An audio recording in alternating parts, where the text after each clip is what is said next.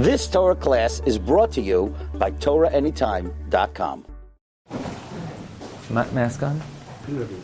Whatever I want? I have antibiotics, I'm good.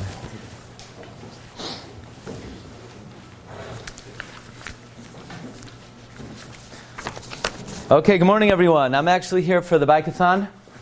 And anybody want to sponsor me? For every minute that I go, I'm charging $100 a person. So that's my contribution to the Bike-a-thon. I biked here from New York. We just made it. No, I'm just joking. I know that the best venue for Yeshiva Bachrim is right after Shachris, because nobody's tired and nobody's thinking about breakfast, and I have your full undivided attention. That was also a joke. We're off to a good start over here. Okay. I want to discuss, just for a few moments, an interesting question regarding the Parshas that we're reading now, the Parshas of Yetzias Mitzrayim. And we know the Rebbe promised that he's going to redeem Klal Yisrael with what we call the Daled L'Shayna Shagula, the four expressions of redemption, which are normally understood: V'hoitzeisi, V'hitzalti, V'ga'alti, V'lakachti. V'hoitzeisi, Rebbe said, I'm going to take you out. V'hitzalti, I'm going to save you. V'ga'alti, I'm going to redeem you. V'lakachti, I will take you. And corresponding to these four expressions of Geula, what do we do the night of Pesach? We drink 4 cups of wine. The Daled Kaisais correspond to the 4 Lashonos of Geula. V'hoitzeisi, v'hitzalti, v'ga'alti, v'lakachti. Now who says that these are the 4 Lashonos of Geula? Who says? Only the Yushalmi in Psachim, the Medrash Rabbah in Parshas Vayeshev and Parshas Va'era, Rashi in Arvei Psachim, the Rashbam in Arvei Psachim, and the Shultis. They all say that, so we'll take their word for it. Comes the Vilna Gaon, and the Gra says they're all wrong.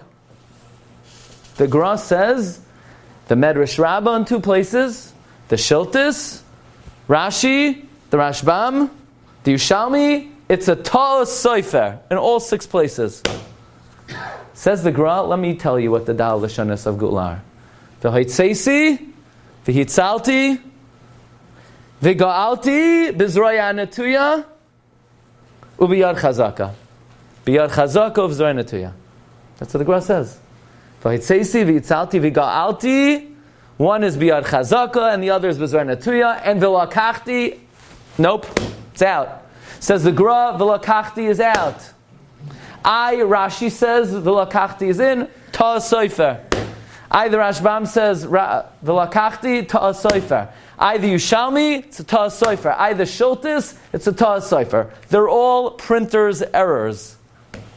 That's what the Gra writes on the Haggadah. Why do I feel it's a printer's error, says the Gra? Because he says if you're going to count v'lakachti, then you have to count v'hevesi. And since we don't count Vehevesi, because we have 4 cups of wine and not 5, so if you're not going to count Vehevesi, which Vehevesi Eschem El Aretz means Hashem's going to bring us into Eretz Yisrael, which is not part of Yetzias Mitzrayim, then V'lakachti is also not part of Yetzias Mitzrayim.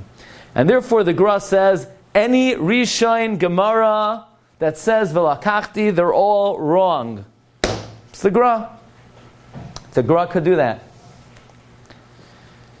But it's a little bit uncomfortable to say that the printer of Arvei Psachim who printed Rashi and the Rashbam, and the printer of both Medrash Rabbahs, and the printer of the Shultis, they all made the same mistake? That's very hard to say. Plus, that means every Rebbe you ever had in Yeshiva told you the wrong pshat, and I'm sure you have very nice Rabbeim over here. Wonderful Rabbeim, and if they're in part of the Bike-a-thon, you should sponsor them. But everybody told you the wrong thing. I'm saying, v'hoitzeisi, v'hitzalti, v'ga'alti, v'lakachti, they're songs, they're Devei Torah, they're all wrong. Yeah, the Gra says they're all wrong.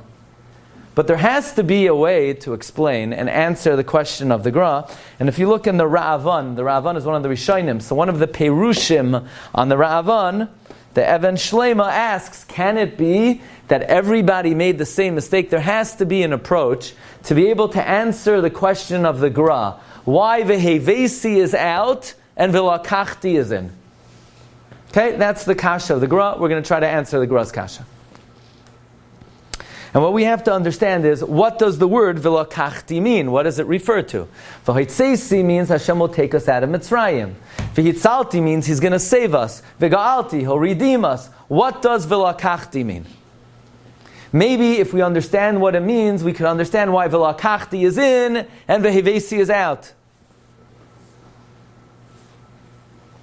So if you look in the Ibn Ezra, and you look in the Sfarno, and you look in Rabbeinu B'chaye, they all say, v'lakachti refers to Kabbalah HaTorah. Okay.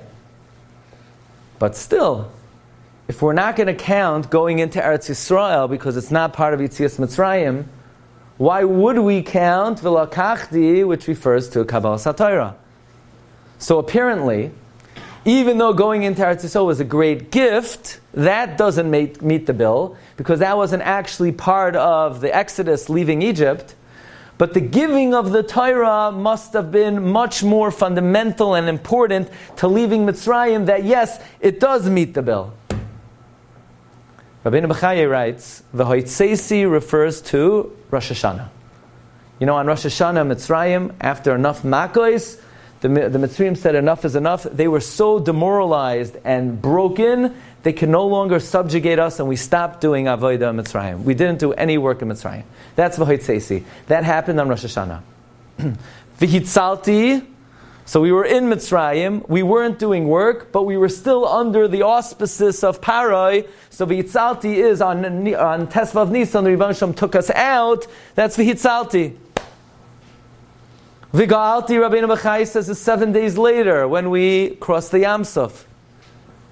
And v'lakachti was the tachlis of Yetzias Mitzrayim, the purpose of leaving Mitzrayim, the whole reason Hashem took us out, namely to be able to receive the Torah.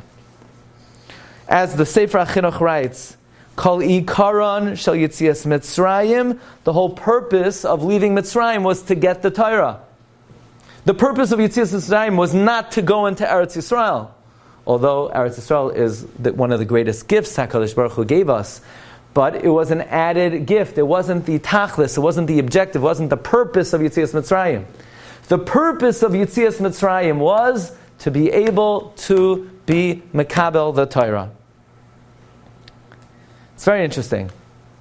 If I were to ask you, you know, there are 4 people who have to give hoidah to HaKadosh Baruch Hu. Arba tzrichim lahoidais. You know who they are?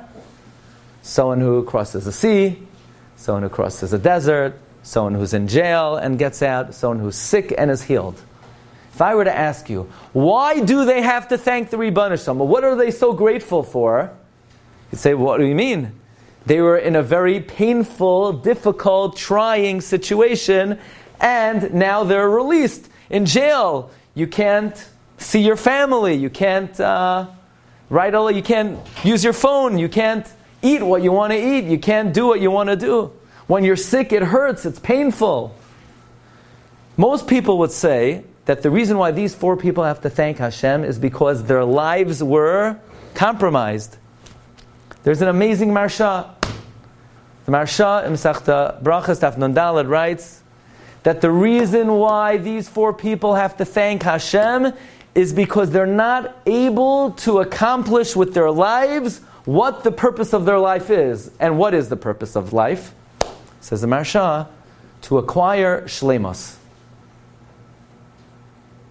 to perfect your neshama, to beautify your neshama, to learn Torah, to acquire your shamayim, to acquire midos toivos. And if someone's in jail, their life is not a life because they can't acquire shlemos. It doesn't matter, you can't eat what you want to eat, and you can't call who you want to call. If you're in jail, your life is not a life. You can't be koine shlemos. If you're sick, you don't have the energy to learn Torah. You don't have the energy to be koine Yireh Shamayim. So your life is vayimaru es chayehem, the Alshach says, because the life of a Yid is learning Torah. The Egyptians didn't let us learn Torah, so our lives were bitter. Not because they beat us. In other words, if you saw a snapshot of an Egyptian with a whip hitting a Yid, and the Yid was bleeding and he was crying, and you were to say, what is bothering the Yid right now? So most people would say, what do you mean? Blood is coming out of his back. That's what's bothering him. Maharsha says, no, that's a side problem. The main problem is this person cannot use their life for what their life was intended for, and that is to acquire shleimus. Picture that image for one moment. Someone is being beat. They're screaming out in pain. What is troubling this person? What is the problem right now? What is this person suffering? More than physical pain, he's suffering not being able to use his life for what the Rebbeinu Shalom intended his life to be used for. The Alshich writes, "Vayemaru es chayehem." The life of a Yid is limud haTorah, yiras shamayim. I saw an amazing comment of the Shach al HaTorah. Shach al HaTorah is a very interesting perush on Chumash. It was written by one of the Gurei HaArizal, one of the students of the Ari. And he says that what were Mitzrayim afraid of? What were they scared of? Hein am b'nei Yisrael, rav ve'otzum mimenu.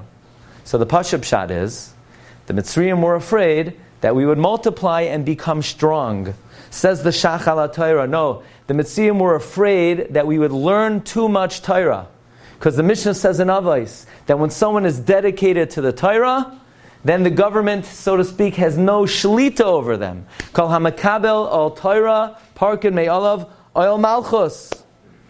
Says the Shach al HaTorah, the Mitzrayim said, Hava nischakma, let's come up with a brilliant scheme. We always understand that to mean they're going to beat us. Hava nischakma, to be mevatel Klal Yisrael from Torah. Because we know that's what they did in Mitzrayim. Yaakov Avinu gave over the Torah of Avram Avinu and Yitzchak to Klal Yisrael, and that's how they spent their time in Mitzrayim. Hava nischakma levatla min haTorah.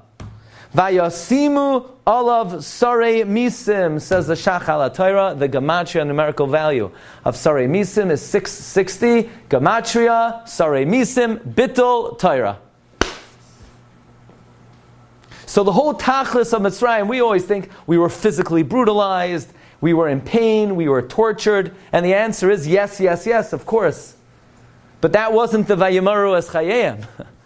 The Vayemaru es Chayeyem, says the Alshich, is shall call Chayeyem shall Yisrael avodas Hashem uv'toirasai ki hu Chayechem. And I think this gives us a little bit of an insight and an approach to be able to answer the question of the Gra. And I believe Rabbi Rucham Olshen in his Sefer Yorech L'Moyadim offers this approach to answer the Gra, that no, Vehevesi Eschem was a great gift, and certainly we are all anticipating being able to go back to Eretz Yisrael, but that's not part of the experience of Yetzias Mitzrayim. But part of the experience of Yetzias Mitzrayim was certainly V'lakachti, which was the giving of the Torah. Because if we just stopped working and left the land, and now what?